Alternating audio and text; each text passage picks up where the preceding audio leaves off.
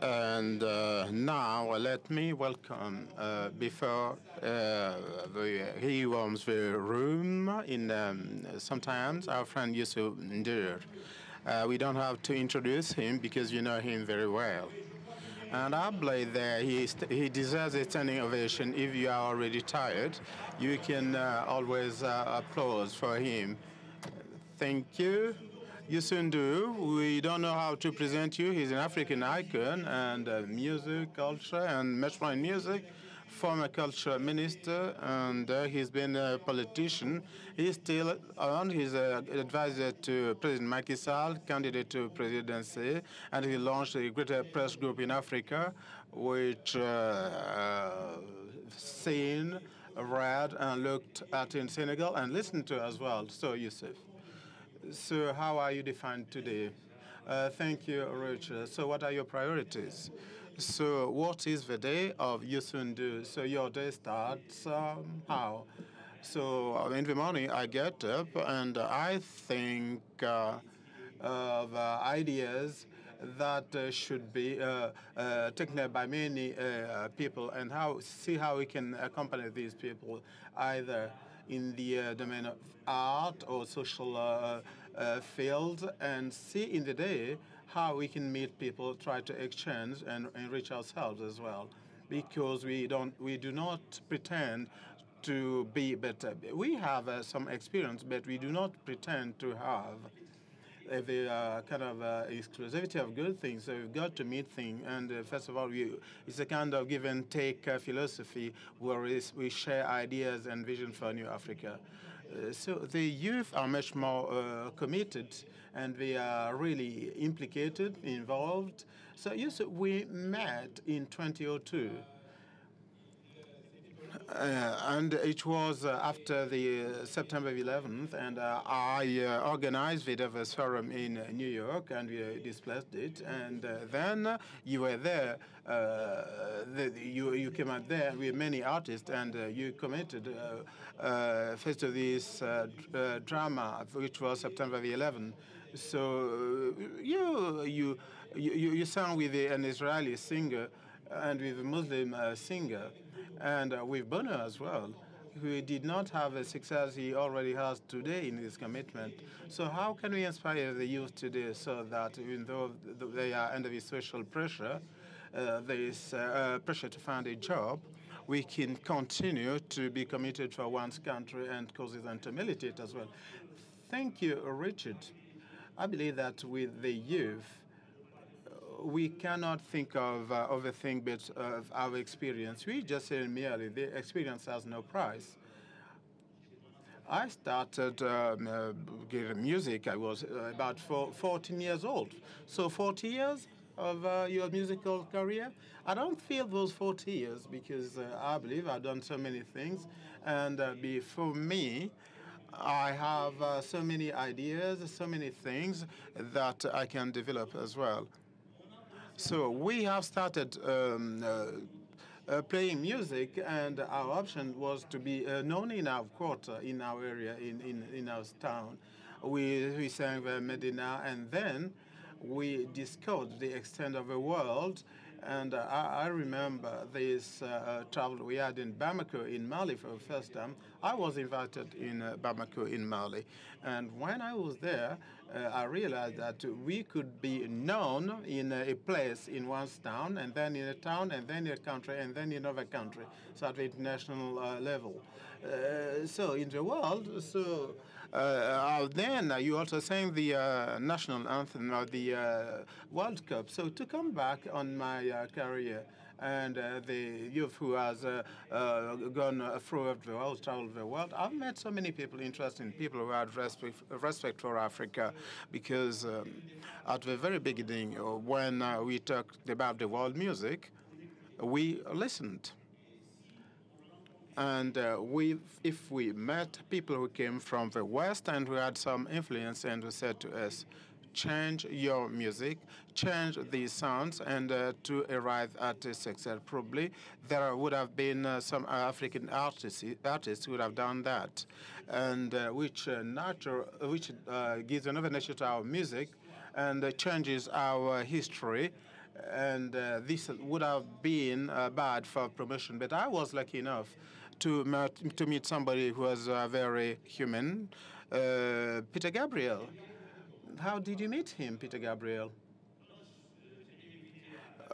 When I was invited in Paris by the Senegal taxi drivers, they had a kind of association. They set up this association and decided to really call us and place at the town hall of the 14th district of borough. It was about 10 p.m. and I was there, and then I hired a kind of recording studio because the next day I had to catch a plane and come back to Senegal. And then when we went to the studio, we recorded that album called Émigré, meaning the immigrants. And then they came back with in Dakar with greater sounds because we did not have a studio that could give us the same chances that Johnny could be playing in the radio. So that album came out in Senegal, and when it was out in Senegal, I met a kind of the recording studio who wanted to call African music, and he met me and said, I listened to the cassette. I wanted that cassette be put in kind of a vinyl record. I said to him, then you can take it. And when do you think it can come out? Not only I take it, I will think, and I'm going to sign you a contract which will enable you to, every time records are sent, you will have royalties. And that was the first time I heard of royalties, and I was so happy to see my music in a vinyl. And with time, and gradually, I thought I was going to earn a bit of money. And so far, it's one of the records which brings or which pays royalties for me. And this is the record that Peter Gabriel listened in a kind of Dutch radio. And in the next kind of tour I had in England, and he was there in the room among the audience, it was Peter Gabriel. I did not know him. I only heard of him, but I knew Genesis and Phil Collins. Those are people I knew. And then he came and said to me, "Oh, your voice is magnificent, and I love your music." And when the concert finished, I said, "Okay, thank you." It's an English singer. And I was with a French technician, and he said to me, "Do you know this man who's just spoken to you?" I said, "Well, somebody who speaks in English." He said, "Well, this is the God of music. He's one of the gods of music." He said to me, I said, "Is it true?"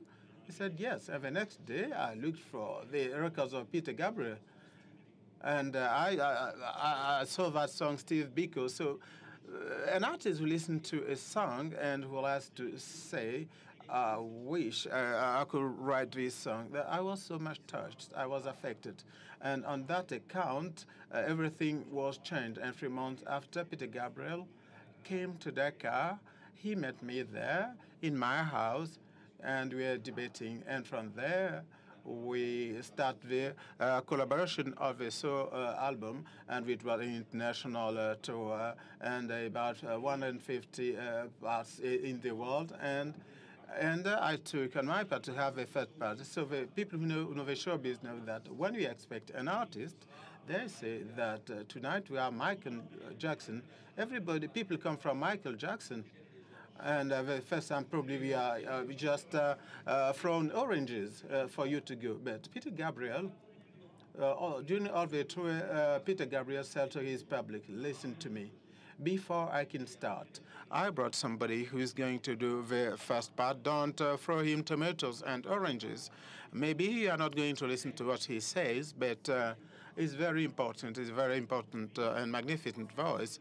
And 150 dates, he came and comforted me and just keep the public calm and to prepare them for psychology. I had my 30 minutes, and where everybody listened to me. Well, Wolof, because I sang in Wolof, but I was there actually, and in his concert, It was his show, but I was there, and he called me to sing "In Your Eyes" with him, and I could see people who saw in the first part, they could get up and applaud because in the first part they did not really applaud for me. And in the second part, when I sang with him, then they start applauding. They were very happy, and people came. Okay, let's have your signature for people, and from there I got my first contract. I think it's fundamental to just send back the list to people. And then I had a tour with him. I did not earn money, crumbs. I did not earn money simply because, not only for me, because I was with musicians who had to be paid. But the first part, there was no budget at all. So we had this world tour, and I paid my musician. And I complete the payment. When we come back to Africa, to Dakar, where I had to really sort myself out and pay the tour. So what did I do? I did it for 2 tours, and after that, people called me. We want to really take you all along. I was very proud to be hired all alone. And this is how we had to mount and meet people and arrive at international level. And it is this experience around my trips over these 40 years of career that I've wanted to put at the disposal of my continent. Because as I said yesterday, my continent has invested on me. I was lucky enough to go to schools of arts because I can send back the lift now. Because this is an experience that I would like to put at the disposal of Africa, at the disposal of its youth, its states, and culture. And our message we can now applaud for him, because I know that he would not allow us to say that because he's giving us a free concert tonight. Why? Why is it free? Because I followed the debate. Because there are many people in Africa who say, "Oh, these for a while they are not worth."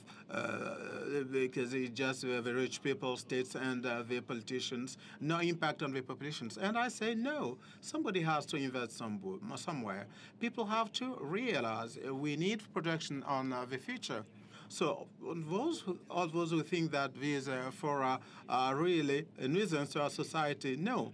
We're investing for us to go faster tomorrow. We're taking shortcuts so that Africa, which is really talked about, people should be able to say it's a continent of the future.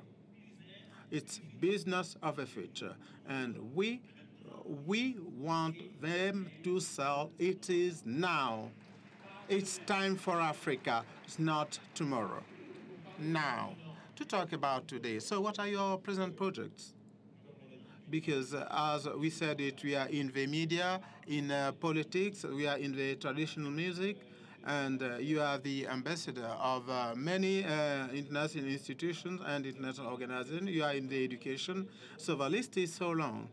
And today, what are your priorities on short and medium-term future? So we have created a movement called New Africa. And as I said it earlier, we are taking advantage of our experience, our networks, of our knowledge, and we're putting it at the disposal of Africa. And we should really have armed Africans without weapons, of course. It's the Africans who should take their destiny, and they should really appropriate and own the message, and they should act. They should not wait in the domain of culture, sport, and very recently, we have seen and we were touched by the situation in the Central African Republic, and we wrote a song to try to talk, to speak to the Central African people. And there was a time that we thought that that was not enough. We had to open up for others. And I called the African football players.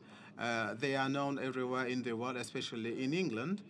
And I asked them to give just a day, just one a day, just time to talk about their continent, talk about peace, education, culture, the movement of New Africa. And I believe that our project today around New Africa and with our experience and with all the things that we are experiencing, and we would like to really act automatically, and we do not want to be really bossed by the West. We want that the ideas for the development of Africa come from us, and our friends from the West should accompany us because we have a clear vision with regard to Africa. So how can we help you? How can we help you? So help us, listen to us. It's not just to bring just the messages and listen that we have a country which has just kind of celebrated the 50 years of independence. That's not enough. How many years against France, against Europe? Many years? How many years? You are where you are today. There is a saturation. How much time did it take? We have only 50 years, and you want us to run as fast as you and at your speed. Yes, we want to, but we have so many things to do, so many things to set up. We have thousands of languages. There's been colonization. Should we continue to help our population being based in about those languages which have colonized us? Should we take the treaties which were debated and created, like the Treaty of Monday, which had a constitution before colonization? These are the most crucial issues that we should ponder on today, and we need to have these around a movement, and the West should listen to us. So the West should not listen to the states only. In though we are statesmen, they should listen to us in stereo, not in mono. And to remain with the music, we should listen to everybody, listen to the states, the youth. Yesterday it was very interesting to listen to the youth. Yesterday it was very important, very interesting. I was there. The former presidents coming from South America. President Corrida is still here with us. I was very much impressed. It was very fantastic. It's a very extraordinary vision. And this is what Africa needs. This is what Africa needs to go forward and faster for its development. So how is Senegal today? Senegal is going on fine. Very well, I think they're going. Senegal is fine. We may have some questions to be put. We found a country with a situation. We are not here for political matters. We are not there for the balance sheet of Senegal. There is a country. There is a vision by a country, and this vision is shared by a greater coalition. That means the president does not govern alone. He has allies. He governs with these people, and this vision deserves that he is given time to set up structuring projects with regard to tomorrow's development. And as everywhere, when people have change, they are in a hurry, they are in haste. In that impression, you even have it in your countries. You have the impression of going faster, and we have the impression that Senegal is on the basis of what we are experiencing today. There are still so many things to be done, and this country plays its role and will continue to play its role in the concert of a nation and in the African concert. And I just have a message. I had to discuss it with President Macky Sall before coming here. And he asked me to tell you that he wished he could be here. He was here last year. He would have wished to be here with you because he likes these discussions, which are kind of opening for the development of Africa. That's the message of President Macky Sall. He asked me to tell with you that he's wholeheartedly with you. That's why we are Mr. Hamadou Haid from Dedgan and then the ambassador of Senegal. They are here, present here in Libreville. Thank you so much, Youssou. So in a few months, Senegal will host the Francophonie Summit. More than 70 head of states will be present there, and it's becoming a very important space, talking about space languages. So what do we expect from the Francophonie Summit? Because you are going to play a key role in there. First of all, we're just expecting a tribute because Francophonie is a reality. So the father of Francophonie was the late President Senghor and Aimé Césaire. So we believe that Francophonie belongs to us too. If Senegal obtains just by the departure of Abdou Diouf, and if we can celebrate these 15 celebrations, it's a kind of a double standard, like, because first of all you have to pay tribute to Senghor and to Abdou Diouf, and we can really show our presence in this concept of Francophonie, which is a very important assembly or association. So Africa plays a very important role there, and the summit is going to be very important. So it's a great meeting. There will be economic content at the social level. The youth will be implicated, and we'll make it possible for the summit to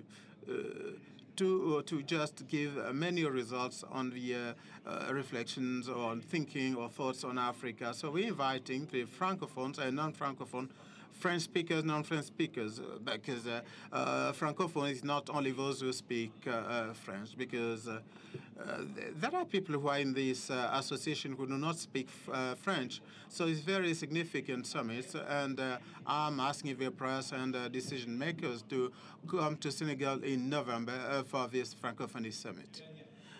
So the last message you should do before you are sent to prepare your concert. So what message or do you want to just convey to our friends an answer to a question that I would not have put to you? And of course, Africa is changing.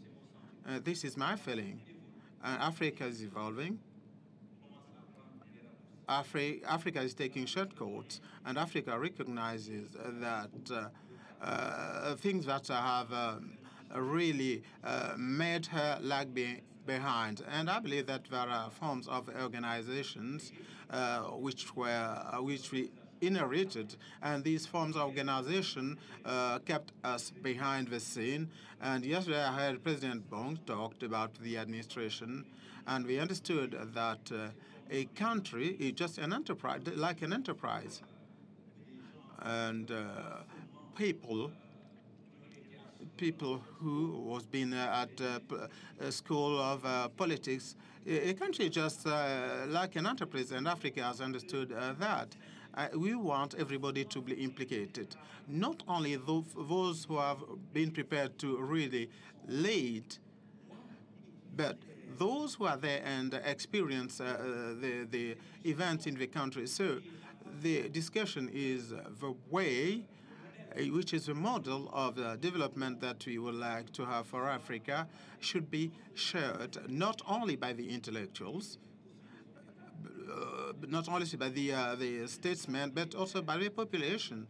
Africa standing up, Africa will its component at the social level for an Africa which will quickly, and I mean rapidly, will develop. Because we have wealth, we have decided to review our cooperation, to remodel, to reshape the way we collaborate, because you are no more all alone. You are no more alone. I mean, Europe is no more alone. You have Asia, you have China, and Africa just takes all these potentials for its development. So this is the new Africa, and we call it in English, New Africa. Okay, thank you, Youssou, and Africa is up now, and you've understood. So we see you tomorrow with Youssou with a great session with media in Africa, and then we receive a transformation of the media. Thank you for staying with us so far. And then we go into the next tap, because we'll have Youssou there, and we'll have him there. First of all, eating, and then we'll have to be entertained by Youssou. Thank you.